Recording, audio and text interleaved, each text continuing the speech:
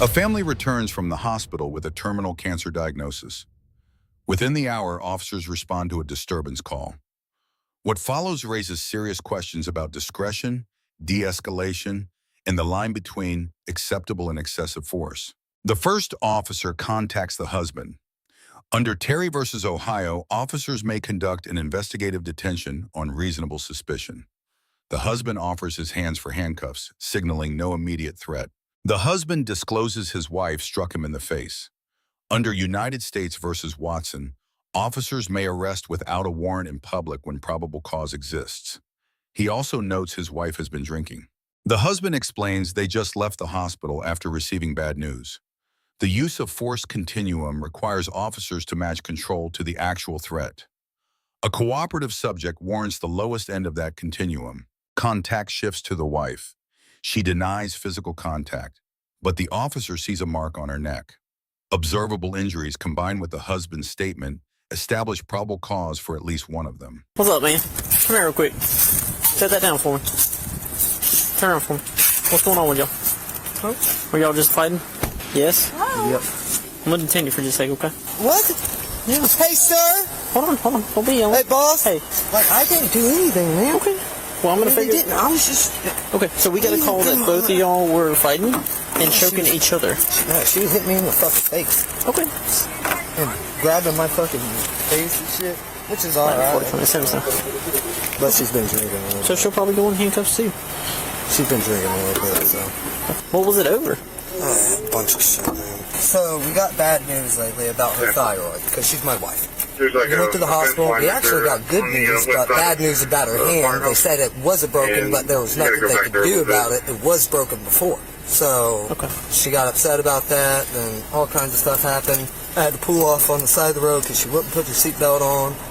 I wouldn't move until she put her seatbelt on. I don't want to fucking pay a ticket. Alright, let me talk to her real quick. Slide in there for a second. And then I'll come talk to you, okay? She said that they were just arguing. Nobody actually put hands on each other. Oh, he's already said she hit him in the face and all kinds of stuff. Yeah, I'm just. Put him in the car? Yeah, relax for a sec. He's not under arrest right now. I'm just trying to figure out what's going on. There's no reason for this. Okay. We were in an argument. There was no, physical contact. Okay. It was just verbal. Why is your face red? What? Your face looks a little red. Like you got a mark right here on your neck. Yeah. Stop! It's not anything. Okay. What if I have witnesses that say otherwise? You don't have witnesses. Okay. I mean, we didn't just show up for no reason. Hey, I get that, but can you guys just let us go? It was just a... I'm trying to figure out what's going on. It was just... There was nothing there. It was honestly just a misunderstanding. That's it. Okay.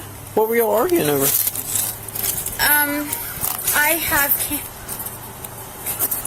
I found out today that I have cancer. Okay. So that's stressful. And we're just really stressed out about it. That's completely understandable. I did find out today though. Okay. Are they wanting you to do some kind of treatment? Yeah, I got it. Yeah. We just left the hospital. 9:34. When we came in here. So, I'm just trying to deal with things, and I'm probably not dealing with them very well, and it was my fault. Okay. It had nothing to do with them. I'm just really upset about, you know what I mean? Yeah. When you find out you have cancer, it's kind of a thing. So, help me understand, obviously it escalated at some point. Right. Okay. Why are people saying it got physical? Like that y'all were trying to choke each other and stuff like that? Because of the keys, probably. The keys? We were not out of this car. Were y'all fighting? So it was fighting over the keys. But it was not physical. Like us, you know what I mean? Okay. It was just the keys. That's it.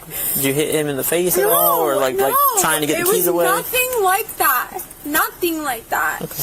Have y'all ever been... It's just I've been super stressed when we found out today that I have it and everything. It was just a lot. I understand that. And he said you've been drinking a little bit, so that probably, that probably didn't help. When you find out you have cancer, you kind of want to drink, right? I get that. Yeah, I have it. Okay. I don't know how bad it is, but I have it. You're okay? You don't need an ambulance or anything? What? You don't need an ambulance or anything like that? You're okay? God, no. Okay. If you can cure me, I do, but no.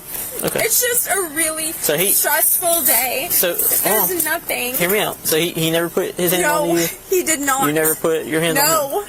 No, it was not like that. The only, thing that I can tell you is the keys. When we were, you know what I mean? Like, when we were doing like this with the keys. That's it. Okay. Just a second, Trey. Hey, so explain to me and Deputy, my other partner, what's going on. Hey, hold on 1 second. No. Hold on, Trey.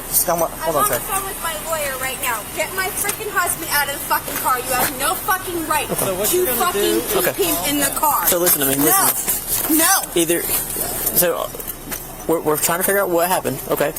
I already told you what happened. Okay, so you have two choices. You can go back over there, or I'm gonna put you in handcuffs and put you in his car. Put me in handcuffs. Okay, that's what I'm saying. No. Let go. Sorry. Let go. The wife discloses she received a cancer diagnosis earlier that day. The crisis intervention team model, adopted by over 2,700 agencies, emphasizes identifying acute emotional crisis and adjusting tactics. Every decision from here forward will be judged against this disclosure. The wife accepts responsibility and pleads for discretion. Graham versus Connor requires officer actions to be judged from the perspective of a reasonable officer on scene.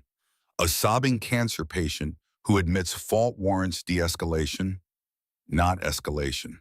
A second officer arrives. The wife is on the phone with an attorney. She is not under arrest, but officers may detain her under Terry. What follows is a pivotal decision point. Graham versus Connor established 3 factors: severity of the crime, immediate threat, and active resistance. Here, the crime is a misdemeanor dispute. The threat is minimal. Her resistance is pulling her arm away. Each factor weighs toward the lower end of force. I'm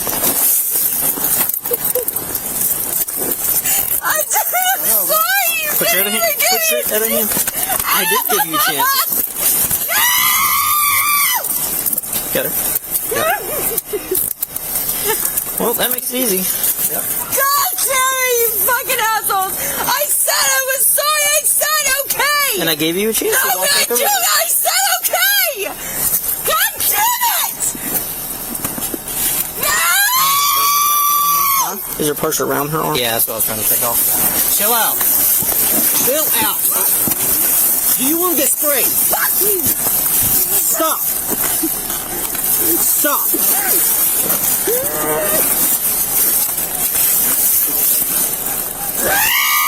Stop kicking. Stop kicking. Take a deep breath and relax.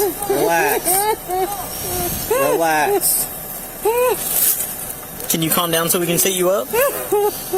We were about to stand you up. I don't even know why. Hey, can you calm down so we can sit? Come back to my car. I didn't do anything. Can you relax for a sec so we can get you up? Yes, I'm relaxed. Okay. Stand up, okay? Here. Do you want to? I have epilepsy though. Okay. If I have if I clench up. Hey, listen. Okay, hold on.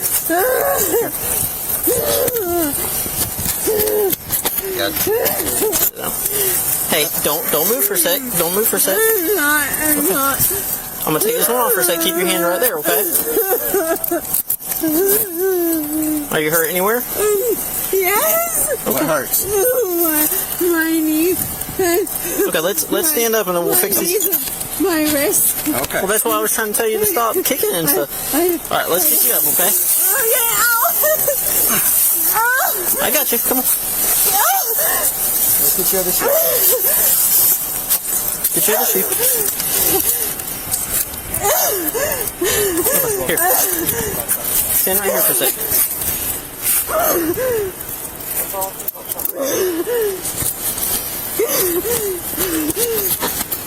What's this always happen with me and you? Guys, I'm fine if you just let me go. I didn't do it. I'm so sorry. Oh, no. I was just trying to Hold on. Stay still. I'm trying to... I promise I wasn't doing anything. I promise. There we go. Is your cuffs? Nope. They are one?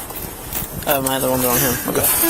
Alright, let's walk over. Oh, you're taking me to jail? Seriously? No, I told you I was gonna put What? What the fuck? Fucking piece of shit.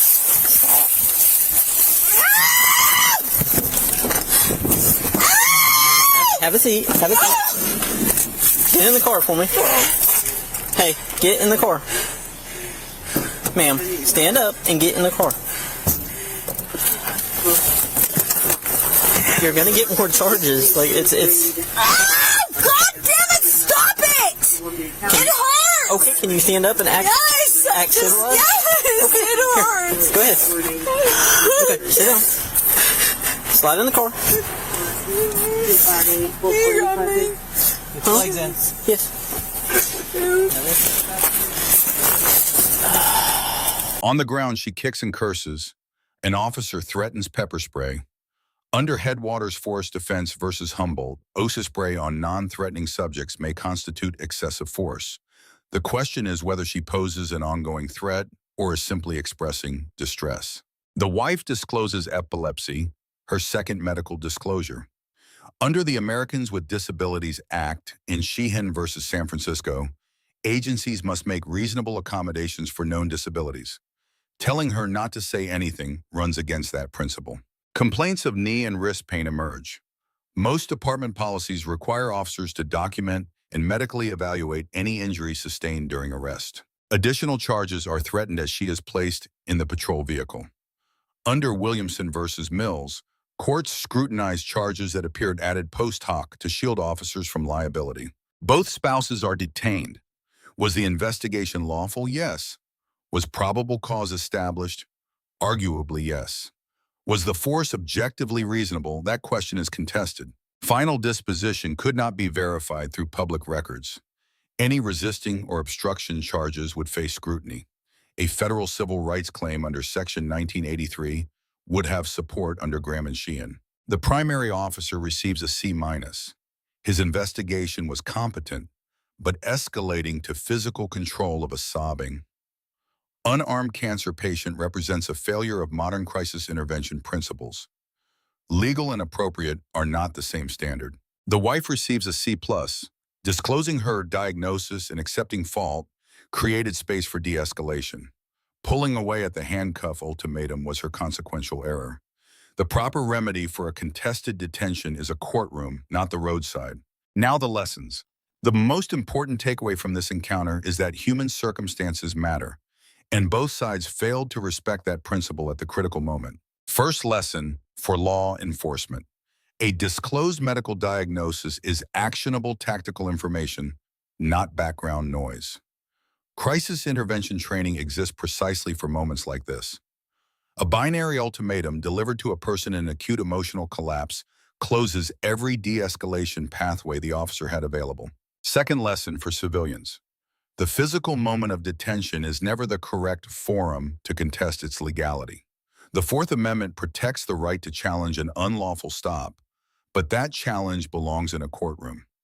Resisting physically, even passively, transforms a questionable detention into a use of force incident and erases the strongest legal posture the subject otherwise held. Third lesson on discretion. Discretion is not a loophole, it is a responsibility.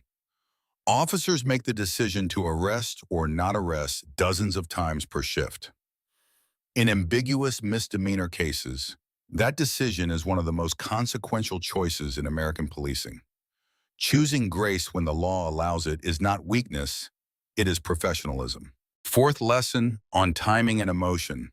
Alcohol, exhaustion, and devastating medical news are a volatile combination. For anyone facing such a moment, the safest choice is to pause, breathe, and delay every important decision until the emotional storm passes. For officers responding to such a moment, recognizing it is the first tactical skill, not an afterthought. Let us know in the comments how you would grade this encounter. Thank you for watching, and don't forget to check out our second channel, Street Bodycam, for even more police interaction and courtroom content.